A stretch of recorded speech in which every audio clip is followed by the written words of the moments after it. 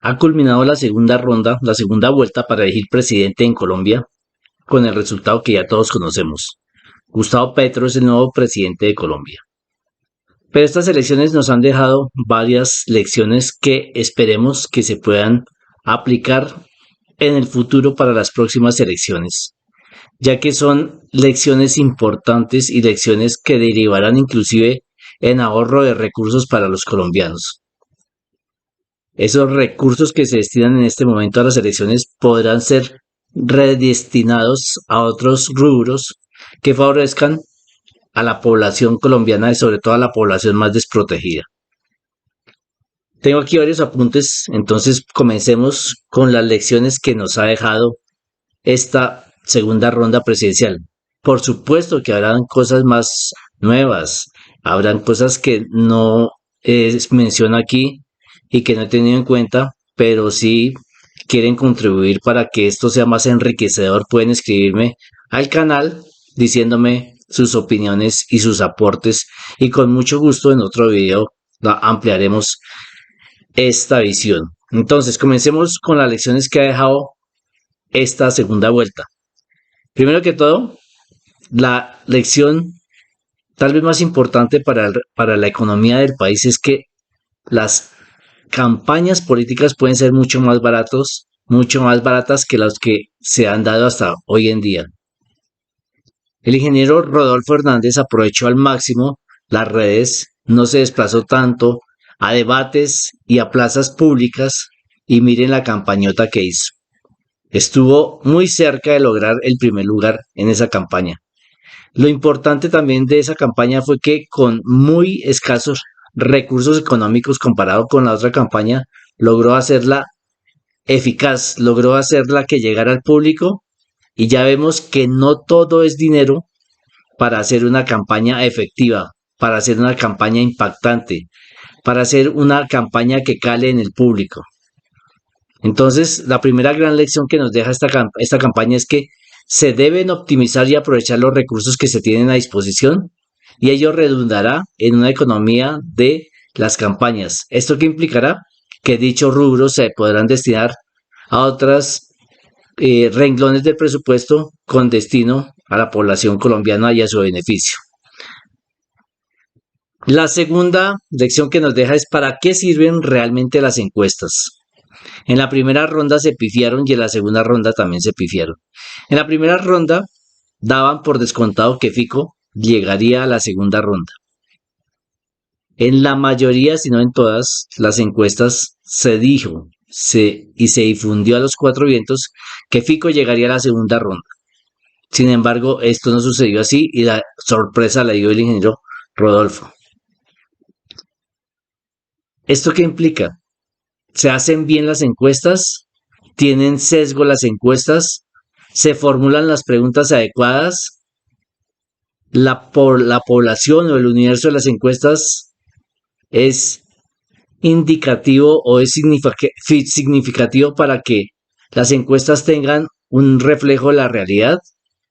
¿O simplemente las encuestas responden a intereses de quienes los contratan? En las últimas elecciones, porque no fue solamente en esta, las encuestas se han pifiado. Y lo más aburridor y cansón es escuchar, si no es todos los días, cada semana, el resultado de una encuesta y el análisis de la misma. Acuden muchos expertos, muchos analistas que opinan acerca de los resultados que se están dando y como vimos en esta segunda ronda, no le pegaron, no dieron en el blanco, no acertaron. Entonces preguntémonos, ¿realmente sirven las encuestas? Y sobre todo que los medios de comunicación ya dejen de bombardearnos con tantas encuestas que finalmente se vuelve un suceso cansón, un hecho muy cansón y uno termina sin escuchar los resultados y el análisis respectivo de dichas encuestas. Una vez más, otro punto que nos deja esta elección es que existe el periodismo basura. Un periodista se supone que debe ser objetivo, no debe estar cargado para ninguna de las partes. Situación que se evidenció en diferentes medios de comunicación al mostrar su preferencia a los diferentes periodistas por su candidato. Nosotros como ciudadanos común y corriente queremos que nos informen objetivamente. Queremos saber qué es lo que está sucediendo realmente. No nos interesan las posiciones políticas de los periodistas. Queremos es ver un análisis y una disección de la situación que está sucediendo en el momento. ¿Para dónde vamos? ¿Qué puede resultar de lo que está sucediendo? Pero, desafortunadamente en Colombia existe el periodismo basura. Finalmente, pues los consumidores resultaremos escogiendo a los mejores medios, a los que vemos que son imparciales y a los que no, pues no tienen más que ir a la extinción. No se entienda esto como una amenaza ni nada de esa cuestión, no. Simplemente se dejará de consumir ese medio, se dejará de leer ese medio y listo, porque como aquí en Colombia se acostumbra a tergiversar todo, entonces eso es lo que quiero decir. Ese medio se extinguirá porque simplemente la gente se da cuenta de que no es objetivo y que no sirve para informarse seriamente. Otro punto que nos deja claro esta segunda vuelta es que hubo campaña sucia de parte de ambas campañas. Se dice que se castigó moralmente a los opositores y era como estaba diseñada la campaña de Petro. Sin embargo, no se cae en cuenta que cuando se dice que el cacas, que el guerrillero, que el asesino inclusive, sin tener fundamento en ello, eso sí no les parece propaganda sucia. Gran parte de esa falta de objetividad y de realidad se ve a los medios de comunicación. De ambas partes hubo campaña sucia. Así como se atacó moralmente desde la campaña de Petro, a él también lo atacaron. Aquí no estoy tratando de hacer un enfoque y un análisis a favor de X o Y candidato, no. Y si ustedes ven mis anteriores videos, lo único que se pide es que haya objetividad, de la cual carece, como dije anteriormente, algunos de los periodistas de este país y algunos de los medios de este país. Entonces, que quede claro que de ambas campañas y de todos los frentes, por supuesto, también hubo campañas sucias contra el contrincante. Un punto muy importante. En un video yo me refería para qué servían los expresidentes y en uno de los puntos yo decía que los expresidentes ni siquiera sirven para ser expresidentes. Muchas veces no sirvieron para ser presidentes y ahora no sirven ni para ser expresidentes. Ejemplos claros tenemos y muchísimos. Y si se quiere investigar en la red se ve que los expresidentes en este momento, algunos de ellos sirven para sembrar cizaña, para sembrar mentiras, para distorsionar la realidad. Por ejemplo, ¿dónde está el señor Andrés Pastrana con su famoso revuelo que provocó por decir que la campaña se iban a robar los resultados de la campaña, los resultados iban a variar de acuerdo a los intereses de determinada campaña? Cuando se le llamó a declarar, no mostró ninguna prueba.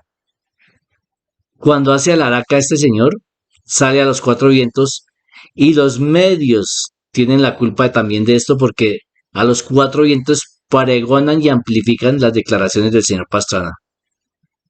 En su momento, cuando se refirió a otro expresidente, también salió a dar las declaraciones a los cuatro vientos y después, sin ninguna aclaración al respecto y modificando su postura moral y su ética, resultaron amiguis.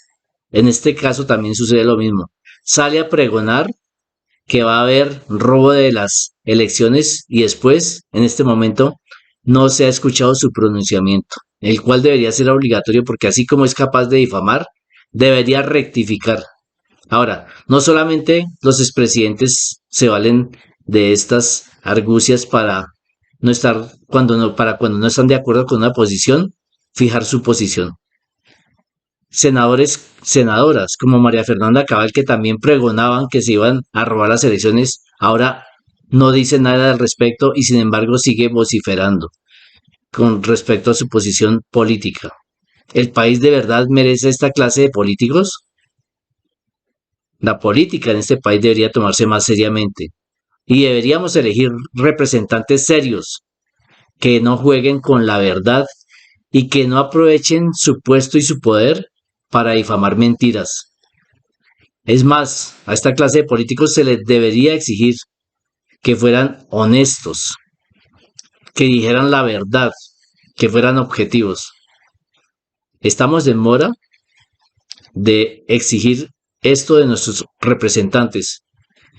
Esperemos que con el gobierno que se viene, este sea uno de los cambios que sufra la política, la forma de hacer política y la forma de ejercer la política.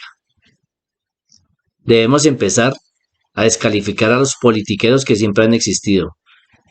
Debemos nombrar políticos que realmente estén interesados en trabajar por el bienestar del país y de sus conciudadanos, no por sus intereses personales y dar a conocer y difamar de las demás personas y sobre todo que les amplifiquen los medios que sirven para ello. También ha quedado demostrado una vez más en otro punto que nos han dejado estas elecciones que no se les da el valor a la ética y principio que debería tener cualquier funcionario público. El andar con la verdad, el decir la verdad, el ser ético, el ser honesto, deberían ser cualidades que deberían tener todos los funcionarios públicos. Esto de cambiar no solamente se trata de que se cambie económicamente, sino en todos los órdenes de la sociedad. Si queremos un país que vaya para adelante, debemos exigir estos principios de todos los funcionarios públicos. Aquí sucede lo que sucede y los funcionarios públicos no renuncian. Escasamente se ven esos casos. Un funcionario público que hace mal su tarea no renuncia. Es más, lo cambian a otro puesto, lo premian, por ejemplo, con otro puesto o en embajadas, pero nunca se cae por mal desempeño de sus funciones. Es una situación que debe empezar a cambiar. Y también, como les decía anteriormente, la forma de hacer política ha cambiado porque a partir de ahora se debe exigir más transparencia en la rendición de cuentas y se debe exigir también que se diga la verdad por parte de los funcionarios públicos. El mandatario que está saliendo en este momento se ha caracterizado por tergiversar la realidad, por acomodarla a su beneficio. Ejemplo de ello, su intervención mentirosa en el Parlamento Europeo, lo cual dio pie para que después de que él visitara ese recinto hubiera una discusión acerca de lo que sucedió en el recinto. También de esta situación hay diferentes y muchas referencias, valga la redundancia, en la Internet. Un presidente que siempre estuvo desconectado de la realidad, que siempre que pudo dijo mentiras para acomodarlas a su beneficio, sin importarle que aquí dentro del país sabemos que es mentiroso y que es una persona que no ha tenido en cuenta a la mayoría de los colombianos. Ahora, esto es en cuanto a las lecciones que nos han dejado las elecciones. ¿Qué sucede una vez ya Petro ha recibido su credencial de presidente? Lo más gracioso de este pueblo es que ni siquiera se ha posicionado y ya le exigen y le dicen que las embargó en esto, en aquello. Sí, está bien que haya disenso y está bien que se critique lo que se hace mal y lo que se dice mal. Él dijo que deberían liberar a los supuestos miembros de la primera línea porque hasta que una persona en Colombia no haya sido juzgada, no es condenada, ni se acepta su culpabilidad. Sin embargo, él puede ir hasta misa y afortunadamente en Colombia todavía existe la separación de poderes. Esto le impedirá a cualquier dirigente político abusar de su posición. Entonces, puede hacer que él haya embarrado al decir que liberaran a esas personas, pero por la separación de poderes no podrá influir en lo que él dice con respecto al desarrollo y a la aplicación de la justicia y de la ley. A pesar de que estos poderes han estado cooptados en este último gobierno, una de las ventajas que va a tener el presidente y el nuevo gobierno, o sobre todo nosotros los colombianos, es la separación de poderes, teniendo en cuenta algo importante. Para que una separación de poderes sea eficiente, sea objetiva y tenga credibilidad, pues debe tener unas cabezas también que sean objetivas, honestas, brillantes y sobre todo transparentes e independientes, situación que no sucede en este momento con ninguno de los poderes en Colombia. A excepción un poco de la justicia tal vez, pero lo que es la Fiscalía, la Procuraduría y la Contraloría no se ve para nada su independencia. ¿Qué más ha dejado? ¿Qué otro punto ha dejado la elección de Petro presidente, ahora que ya tiene su credencial? Él debe gobernar para todos. Los analistas que sobran en este país dicen que el señor Petro debe gobernar para los que votaron por él y para el resto de colombianos. Yo no entiendo cómo es que él va a gobernar para la mitad del país, supuestamente, porque la votación estuvo casi 50-50. Él o cualquier presidente en Colombia debe gobernar para todos los colombianos. Él debe escuchar a, en cuanto pueda y en cuanto le puedan llegar a sus oídos qué es lo que opinan los colombianos. Debe estar alejado, debe estar aislado del pueblo y tratar de escuchar qué es lo que se quiere. Por supuesto que en una democracia no se podrá cumplir con el 100% de los objetivos que se han propuesto. Sin embargo, lo que no debe estar es alejado de la realidad y de los electores y de todos los colombianos en general.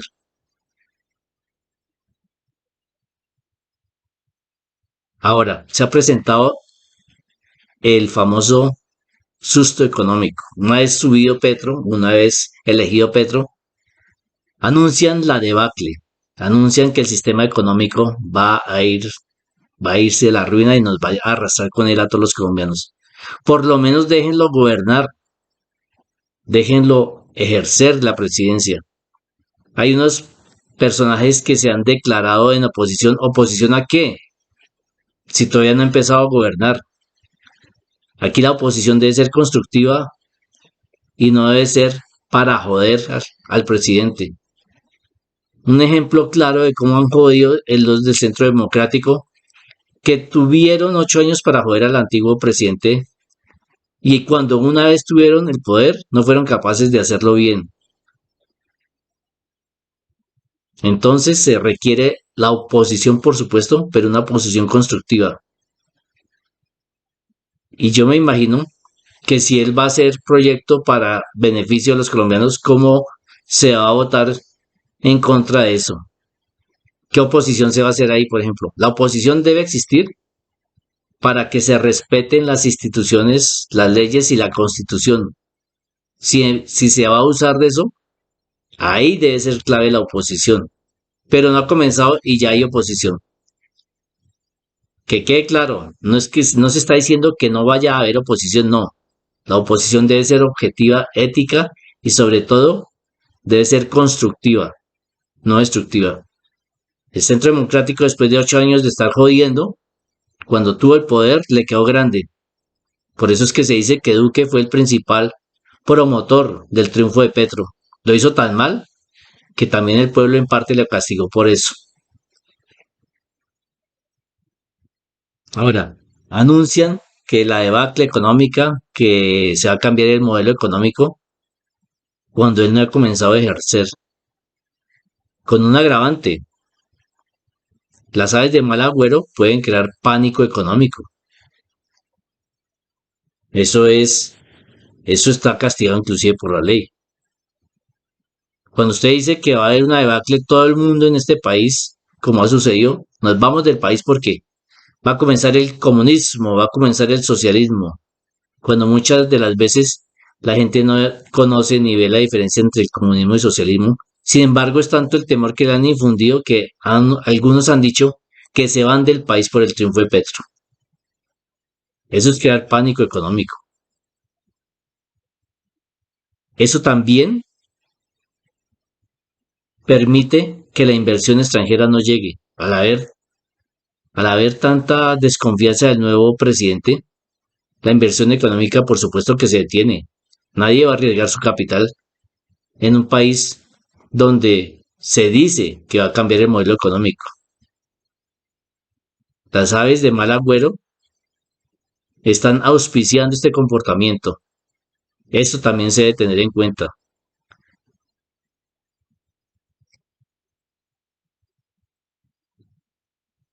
Una cuestión que empiezan a criticar en este momento es que va a haber reforma tributaria. Aquí, en este país, estamos acostumbrados a las diferentes reformas tributarias porque no hay una reforma tributaria seria.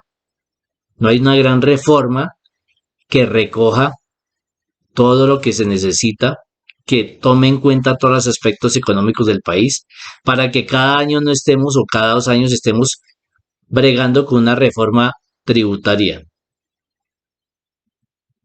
En este país sobran economistas y sobra el diagnóstico sobre la economía y sin embargo, ¿para qué sirve? Se debería aprovechar para planificar, para tener en cuenta todos los aspectos económicos y crear una gran reforma que le permita inclusive una mayor estabilidad de la economía y atraiga, eso permita que se atraiga más la inversión extranjera. Eso también debe propenderse en este gobierno.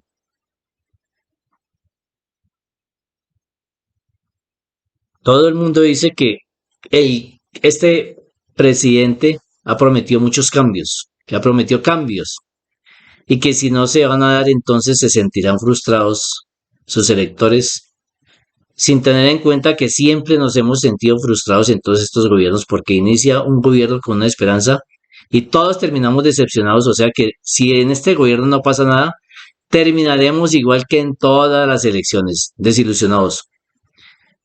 Pero ojo que este cambio que se prometió puede empezar con una lucha frontal contra la corrupción.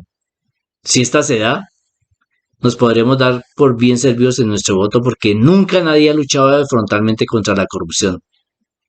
Resultado de esto es que hoy el país esté nadando en corrupción, es que hoy veamos con normalidad que se roban y se pierden los recursos. Últimamente se perdieron 73.000 millones de pesos que a esta hora nadie sabe dónde andan y no se ha recuperado mayor cosa y sin embargo se nos hace normal. En otro país, en un país decente, en un país desarrollado política y económicamente, esta situación no se hubiera permitido y los causantes de esta situación estarían hoy condenados públicamente.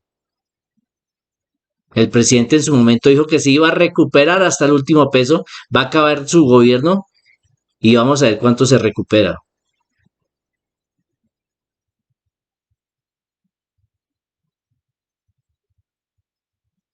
Ahora, se critica también que se estén haciendo acuerdos porque vamos a gobernar con los mismos y a terminar haciendo lo mismo. Tenemos la esperanza de que esto no suceda así. Nadie, por muy poco inteligente que sea, va a esperar de que los problemas se le arreglen de aquí a mañana, de que vamos a salir de pobres, de que nos van a dar subsidios y asistencias. Todos sabemos que las cosas se consiguen con trabajo. Nadie quiere nada regalado, se quieren esas oportunidades. Un pueblo con oportunidades puede desarrollarse profesionalmente, un pueblo con oportunidades puede desarrollarse económicamente, un pueblo con oportunidades atrae inversión, un pueblo con oportunidades también genera trabajo, genera grandes empresas, genera una economía más dinámica y más fuerte. Eso es lo que se está pidiendo y lo que nunca han hecho los anteriores gobernantes en este país. El cambio no es que creamos que nos van a regalar o que nos van a dar asistencias o que se nos va a solucionar la vida de un momento a otro, no. El cambio es tener oportunidades de educación, de trabajar, oportunidades de tener una mejor salud. Ese es el cambio realmente. El cambio es que se termine la politiquería. El cambio es que hayan funcionarios honestos. Eso es el cambio. Y como digo yo, desde que se empiece a hacer una lucha frontal contra la corrupción, ese es un gran cambio. Y por último, esperemos que el Congreso, todos los entes y entidades oficiales trabajen para un beneficio común.